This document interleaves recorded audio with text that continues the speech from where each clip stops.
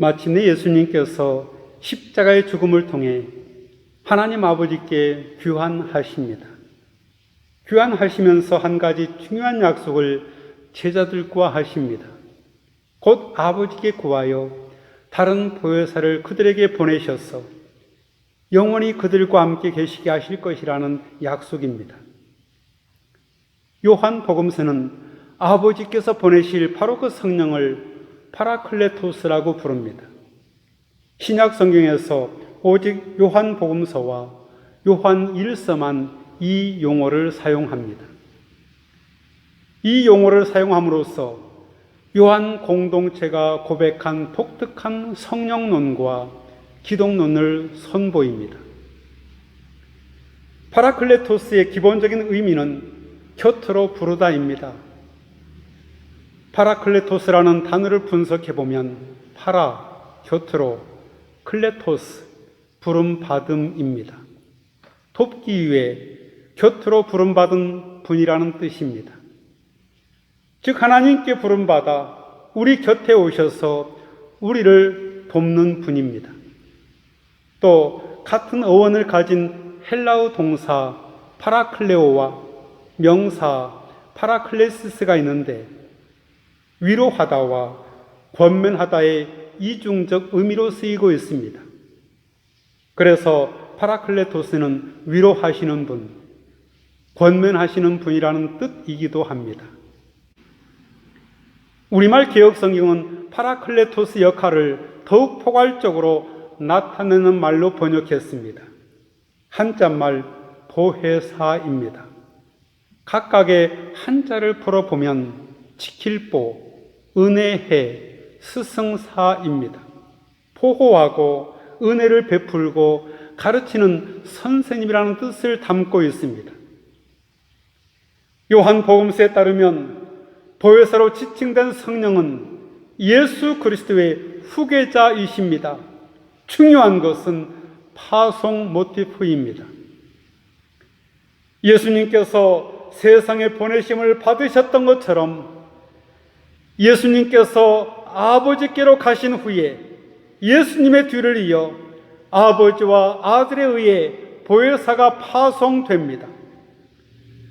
보혜사는 교회에 오셔서 예수님이 지상에서 제자들에게 하셨던 일들을 승계하십니다. 이는 모세와 여호수아, 엘리야와 엘리사, 세례 요한과 예수님의 관계처럼 선임자와 후임자가 짝을 이루어 하나님의 구원의 사역을 맡아서 수행하는 구원사의 패턴을 비추어 이해하기도 합니다.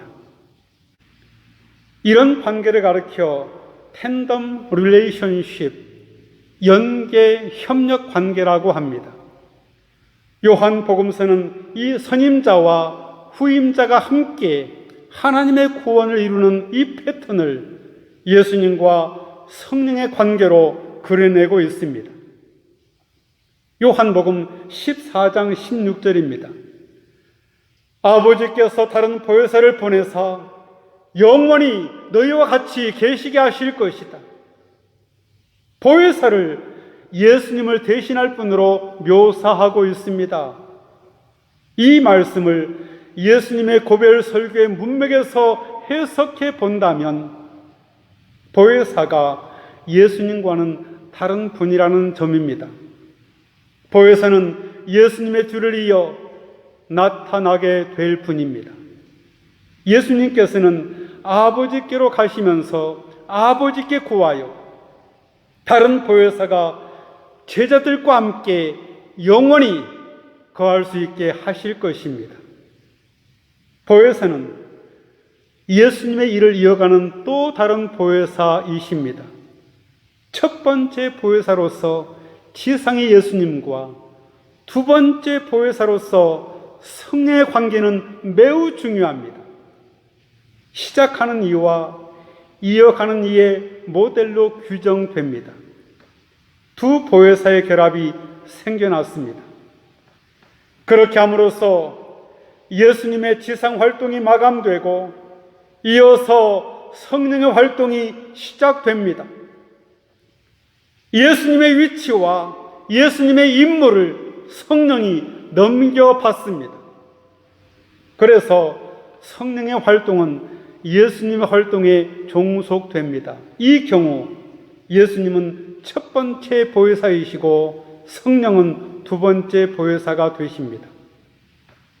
또 한편 예수님은 자신이 곧 제자들에게 다시 돌아오실 것이며 그들 가운데 거하실 것을 약속하고 계십니다. 예수님은 오직 제자들만이 다시 오시는 주님을 볼 수 있을 것이라고 언급하십니다.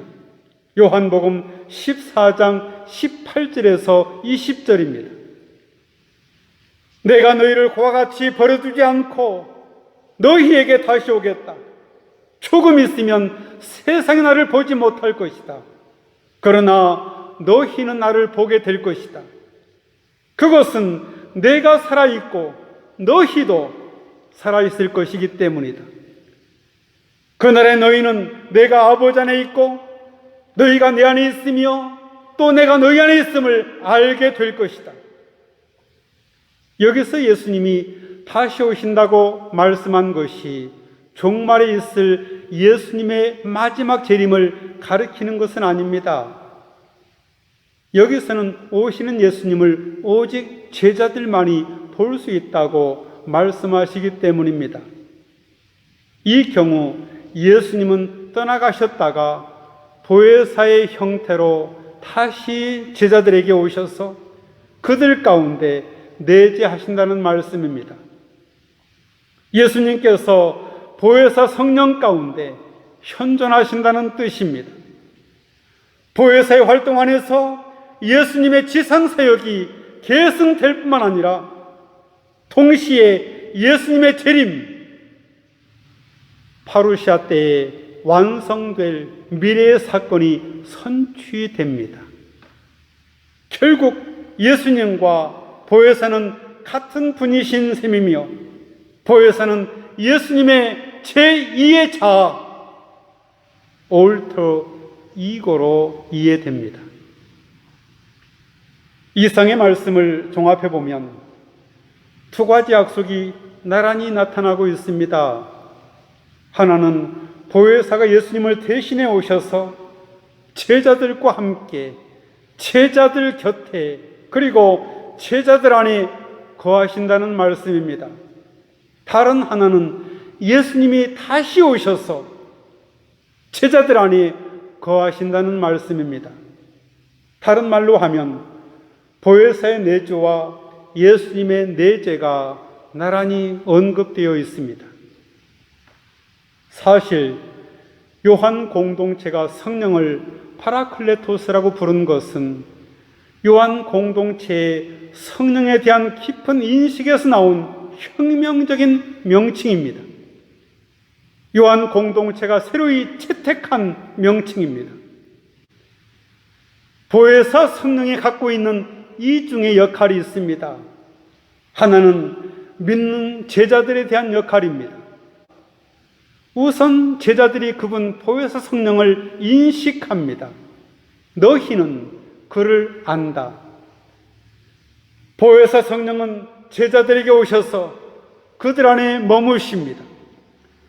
보혜사 성령은 제자들에게 모든 것을 가르쳐 주시고 예수님께서 제자들에게 말씀하신 것을 모두 생각나게 하십니다. 보혜사 성령은 예수 그리스도에 대해서 증거하십니다. 보혜사 성령은 제자들을 모든 진리 가운데로 인도하십니다. 그리고 제자들에게 앞으로 일어날 일들을 알려주실 것입니다. 보혜사 성령은 그리스도의 것을 받아서 선포하여 그리스도를 영화롭게 하십니다. 반면에 세상에 대한 보혜사 성령의 역할입니다. 세상은 보혜사를 보지도 알지도 영접하지도 못할 것입니다. 17절입니다. 세상은 그를 보지도 못하고 알지도 못하므로 그를 맞아들일 수도 없다고 말씀하십니다. 그러나 보혜사 성령이 오셔서 죄에 대하여, 의에 대하여, 심판에 대하여 그런 그들을 책망하실 것입니다. 그러면 죄가 무엇일까요? 예수 그리스도를 믿지 않음입니다. 세상 사람들의 불신앙입니다. 빤히 신앙할 수 있는 여건 속에서도 불신앙하는 것입니다. 눈을 떴음에도 소경이 되고 마는 것입니다. 의인은 무엇일까요? 예수님께서 아버지께로 가시니 다시 그분을 보지 못함입니다. 세상으로부터 유죄 판결을 받으신 예수님을 도리어 아버지는 의롭다고 칭하셨습니다. 하나님께서 예수님을 죽은 자 가운데서 부활시킨 것은 예수님을 옳다고 하나님이 인정하신 증거입니다. 예수님의 무죄 선언입니다. 마침내 예수님은 죽으심으로써 아버지의 영광스러운 자리로 들려오신 것입니다. 예수님은 의로움의 본이 되셨습니다. 심판은 무엇일까요? 이 세상 임금이 심판받음입니다. 예수님을 심판한 세속 권력자들이 보혜사가 오심으로 오히려 심판받았음을 보혜사 성령은 입증하실 것입니다. 요한복음서는 보혜사 성령의 이런 역할들을 예수 그리스도께서 아버지께 귀환하신 가운데 아직 세상에 남아있는 교회가 세상으로부터 핍박받으리라는 가르침의 맥락에서 말씀하고 있습니다. 요한복음 16장 1절과 2절은 초대교회의 박해 상황을 유추해 볼 수 있습니다. 내가 너희에게 이 말을 하는 것은 너희를 넘어지지 않게 하려는 것이다. 사람들이 너희를 회당에서 내쫓을 것이다. 그리고 너희를 죽이는 사람마다 자기네가 하는 그런 일이 하나님을 섬기는 일이라고 생각할 때가 올 것이다. 유대인들은 그리스도인들을 파문시키고 돌로 쳐 죽이면서 쳐 죽이는 행위가 곧 하나님께 영광을 돌리는 일이라고 생각했습니다. 스데반 집사가 당한 일을 생각하면 이해할 수 있습니다. 사도행전 7장 58절입니다. 일제히 스데반에게 달려들어 성 밖으로 내치고 돌로 칠세 증인들이 옷을 벗어 사울이라는 청년의 발 앞에 두니라. 사도행전 8장 1절입니다. 사울은 그가 죽임 당함을 마땅히 여기더라. 그러므로 보혜사 성령은 이 세상에서 핍박받는 교회와 함께 하시고 그들을 보호하시며 그들을 위로하시고 그들에게 힘을 주십니다. 제자들이 세상 법정에서 그리스도에 대한 신앙 때문에 재판을 받게 될 때 보혜사 성령은 그들이 고백하는 그리스도에 대한 증언을 강화시켜 주실 것입니다. 말하자면 그들의 변호사 역할을 하십니다. 그러나 보혜사 성령은 세상에 대해서는 검사 역할을 하십니다. 그들의 죄를 정죄하시고 책망하시고 심판하십니다. 그러나 우리에게는 또 다른 보혜사가 계십니다. 그리스도 예수님이십니다. 요한일서 2장 1절에는 파라클레토스와 예수님 자신을 동일시합니다. 만일 누가 죄를 짓더라도 아버지 앞에서 변호해 주시는 분이 계시는데 그분은 곧 의로우신 예수 그리스도이십니다.